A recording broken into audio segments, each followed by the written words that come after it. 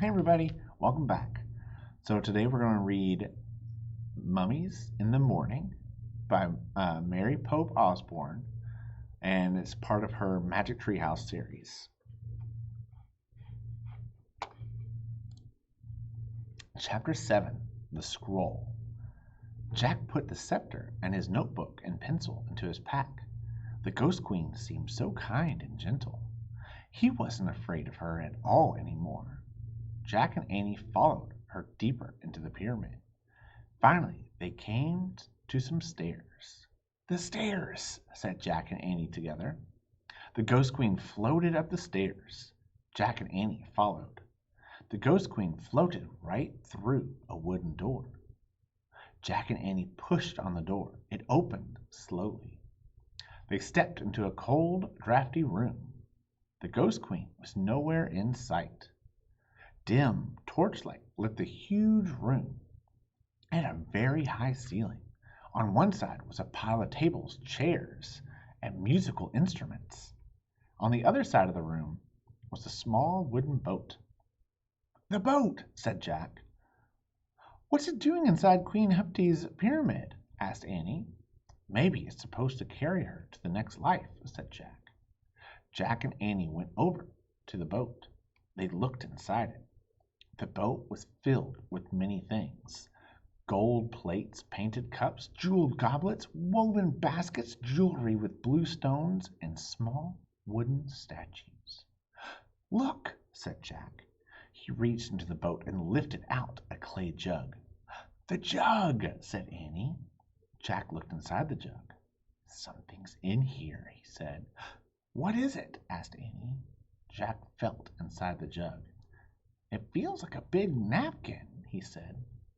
The folded cloth, said Annie. Jack reached into the jug and pulled out the folded cloth. It was wrapped around an ancient-looking scroll.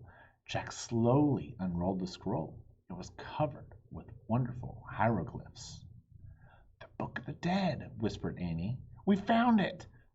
Oh, man. Jack traced his finger over the scroll. It felt like very old paper.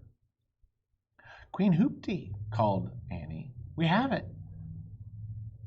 We found your Book of the Dead. Silence. Queen! A door on the other side of the chamber creaked open. Maybe she's in here, said Annie. Jack's heart was pounding. Cold air was coming through the open doorway. Come on, said Annie. Wait. No, said Annie. She's waited thousands of years for her book. Don't make her wait any more. Jack put the ancient scroll into his backpack.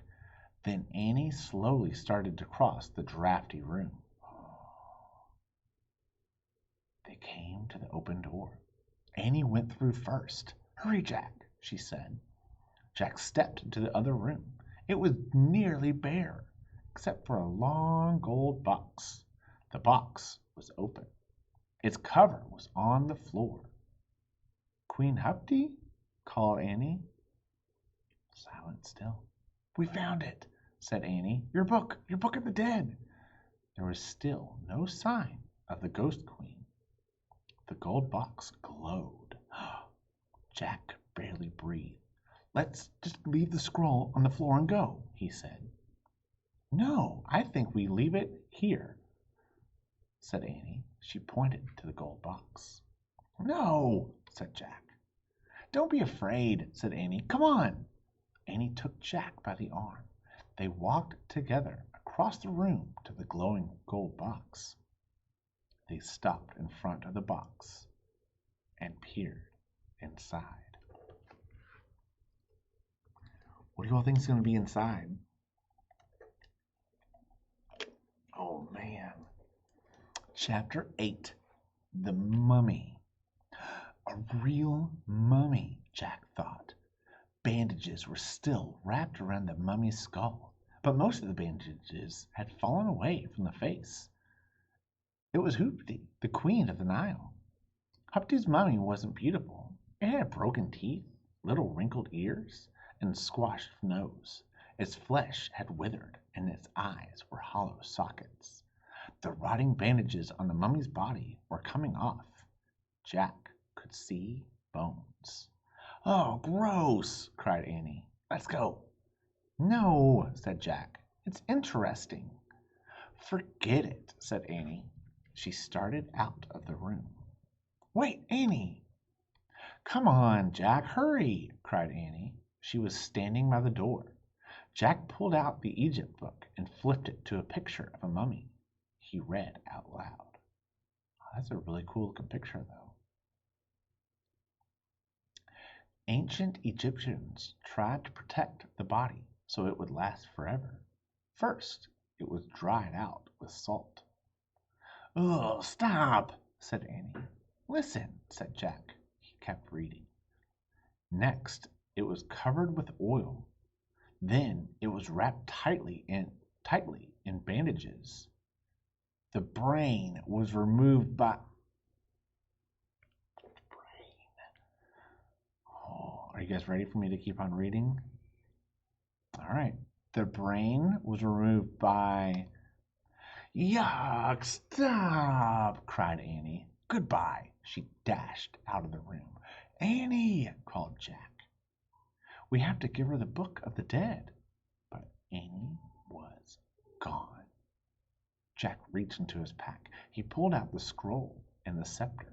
He put them next to the mummy's skull. Was it just his imagination?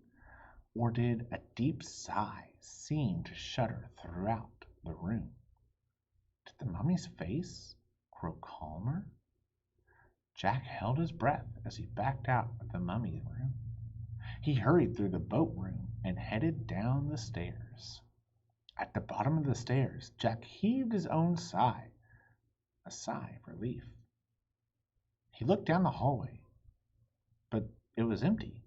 "Hey, Annie, where are you?" he said. No answer. Where in the world was Annie? Jack started down the hallway. "Annie!" he called. Had she run out of the pyramids? Was she already outside? "Annie! Help, Jack!" came a cry. Oh no. The voice sounded far away. It was Annie. Where was she? "Help, Jack! Annie!" Jack started to run along the shadowy hallway. "Help, Jack!" Her cry seemed fainter.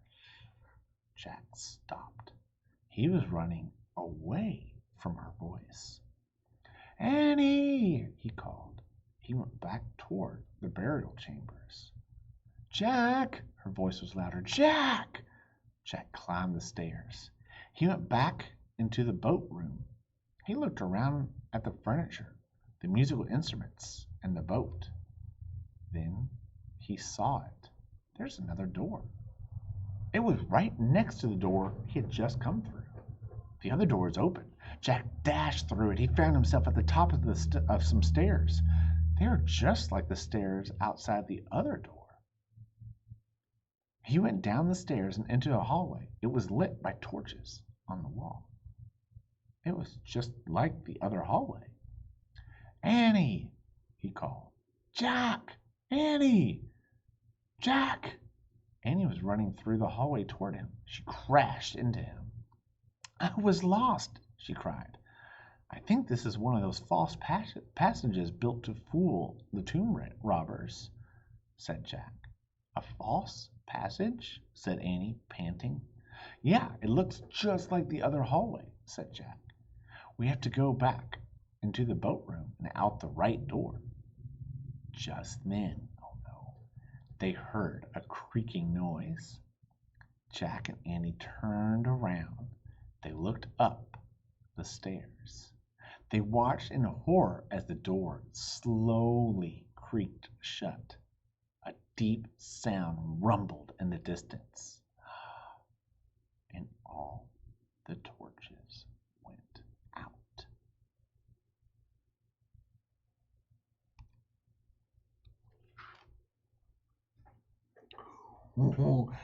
What would you do if you were Jack and Annie? I would be very, very scared. I'm still a little nervous about the dark, so that would be very, very scary for me. Again, thank you all so much for reading this with me. Be kind to yourself, be kind to others, be kind to animals. Keep reading. Bye.